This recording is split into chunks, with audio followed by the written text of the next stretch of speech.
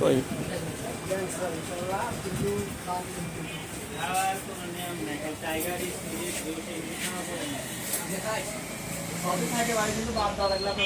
মানে আর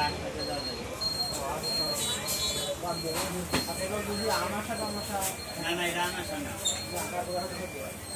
বাথরুমটাদের আমাশা হয় 5 বার 6 বার দিনে